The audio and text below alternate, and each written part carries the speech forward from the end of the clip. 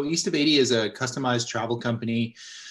We technically incorporated in January of this year. Not the greatest timing in the world, but we've had this idea for quite a few years, and we've both been working in the custom luxury travel sector. And Jackie's originally from Bathurst. It's where most of her family is, along the North Shore, though we do have a lot of family and friends all throughout the Quebec and the Atlantic provinces. And we noticed when we were working in this industry that there really wasn't anybody or very few people doing a customized approach to travel in the Maritimes especially. And we decided that we wanted to kind of help fill that a little bit.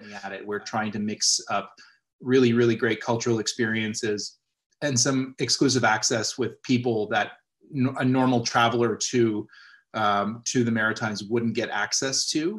So we want people to visit like a local and to be there just like it's visiting family, rather than, traveling around looking at all of the individual sites. And the original plan was launch in May, head out to the East Coast, spend 6 months, probably May to October, doing on-the-ground research, meeting people, shaking hands, staying in hotels, eating at the restaurants, meeting guides, all across Quebec, New Brunswick, Nova Scotia, PEI, and Newfoundland.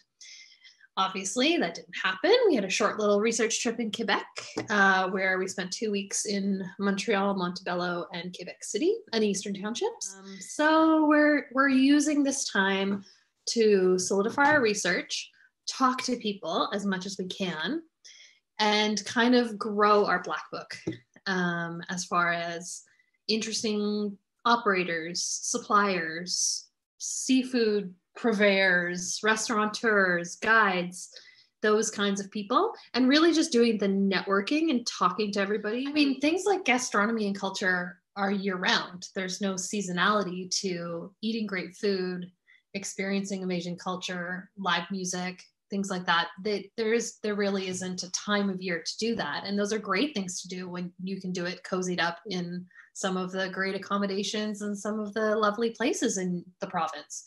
So we also are looking to Quebec, who does winter outdoor activities really well, to see how we can recreate some of those high-end experiences in New Brunswick. It's those really nice, unique things that we're hoping to get out there and to get people doing. And that works for people coming from other parts of Canada and the US, and it also works for locals too. So I'd say as far as challenges go, obviously COVID put us probably about a year behind the schedule that we wanted to have. I think it's still going to be a few years until everything's really up and running the way we want. And our hope within the next couple of years is to be successful enough that we can be out there full time, we can move out there full time. And we want to hopefully at least have more travelers booked by next year. We're hoping for some late summer, fall, and into fall trips right now. So we're happy to wait it out until it's a time that we feel that we can comfortably send people and they'll be welcomed in the way that we want. We're hopeful that as soon as people can, they're going to start moving again, and as long as we can do it safely.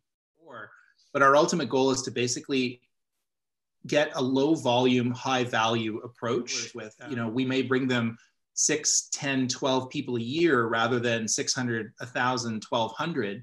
And that tends to be a lot more manageable for them and a lot more enjoyable as well. It's a much more personal experience. And so we're not interested in over tourism. No. We don't want to bring over tourism to any part of the Maritimes, and especially not New Brunswick.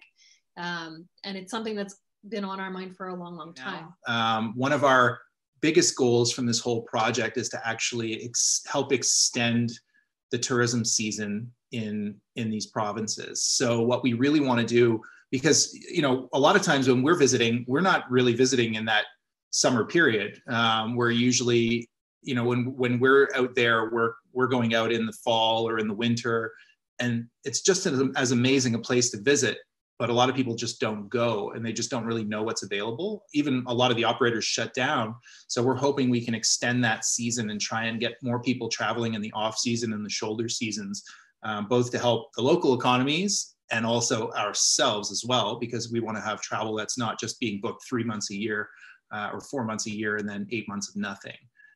So we're trying to kind of extend that and make it so we can get, you know, people traveling year round.